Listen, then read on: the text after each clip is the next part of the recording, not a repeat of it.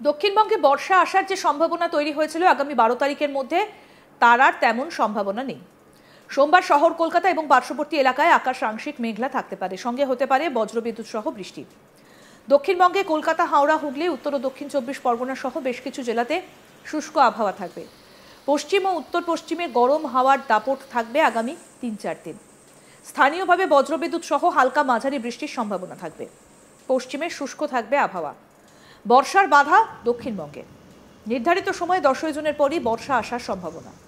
29শে মে থেকে বালুরঘাট পর্যন্ত এসে থমকে আছে মৌসুমী অক্ষরেখা। আগামী এক সপ্তাহে পরিস্থিতি অনুকূল হবার সম্ভাবনা নেই বলেই জানাচ্ছে আলিপুর আবহাওয়া দফতরের বিজ্ঞানীরা।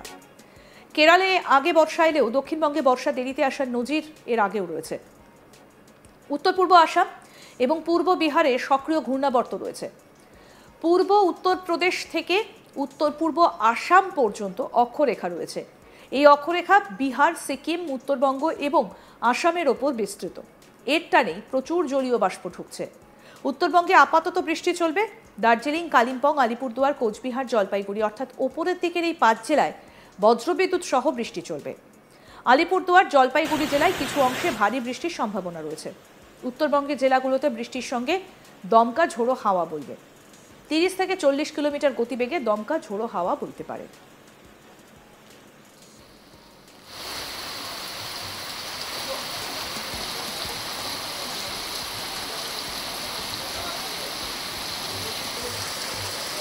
যেভাবে বৃষ্টি হচ্ছিল রাজ্যে, তাতে মনে করা হচ্ছিল যে বর্ষা হয়তো এবার সময়ের আগেই ঢুকে গিয়েছে, কারণ মৌসুম ভবন জানিয়েছিল যে আন্দামানে বর্ষা ঢুকে গিয়েছে।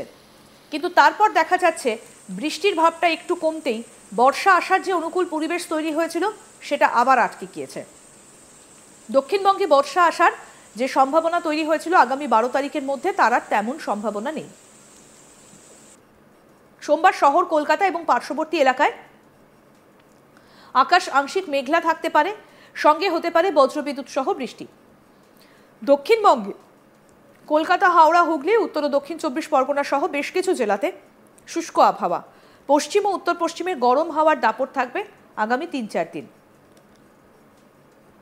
স্থানীয়ভাবে বজ্রবিদ্যুৎ সহ হালকা মাঝারি বৃষ্টির সম্ভাবনা থাকবে। পশ্চিমে শুষ্ক আবহাওয়া, বর্ষায় বাধা দক্ষিণবঙ্গে। নির্ধারিত সময় 10 জুনের পরে বর্ষা আসার সম্ভাবনা রয়েছে। 29শে মে থেকে বালুরঘাট পর্যন্ত এসে থমকে আছে মৌসুমী অক্ষরেখা। আগামী এক সপ্তাহে পরিস্থিতি অনুকূল হবার তেমন সম্ভাবনা নেই বলেই জানাচ্ছেন আলিপুর আবহাওয়া দফতরের বিজ্ঞানীরা। কেরলে আগে এলেও দক্ষিণবঙ্গে বর্ষা দেরিতে আসার নজির এর আগেও রয়েছে। উত্তর পূর্ব আসাম এবং পূর্ব বিহারে সক্রিয় রয়েছে ঘূর্ণাবর্ত। পূর্ব উত্তরপ্রদেশ থেকে উত্তর পূর্ব আসাম পর্যন্ত অক্ষরেখা রয়েছে। এই অক্ষরেখা বিহার, সিকিম, উত্তরবঙ্গ এবং আসামের ওপর বিস্তৃত, আর এর টানেই প্রচুর জলীয় বাষ্প ঢুকছে। উত্তরবঙ্গে আপাতত বৃষ্টি চলবে।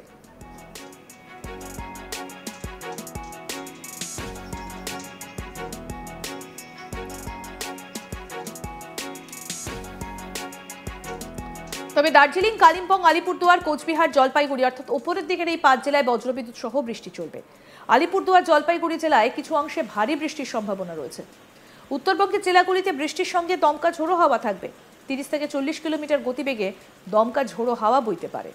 তবে বর্ষা আসার যে অনুকূল পরিবেশ তৈরি হয়েছিল সেটা এই মুহূর্তে বাধা পেয়েছে।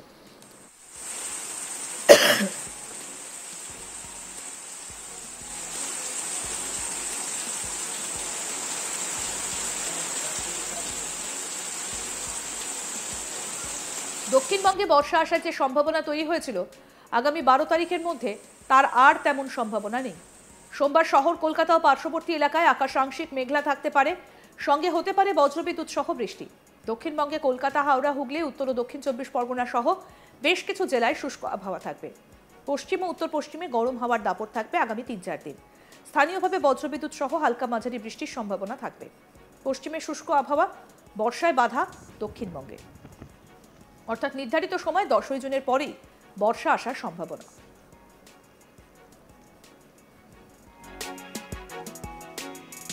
29শে মে থেকে বালুরঘাট পর্যন্ত এসে থমকে আছে মৌসুমী অক্ষরেখা।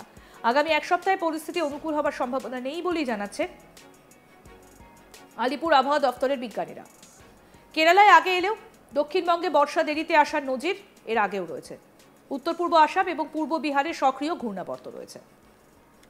আরও আপডেট পেতে দেখতে থাকুন আজ তাক বাংলা। সাবস্ক্রাইব করুন, নোটিফিকেশন পেতে বেল বাটন অপশন প্রেস করুন, হোয়াটসঅ্যাপেও ফলো করুন আজ তাক বাংলা।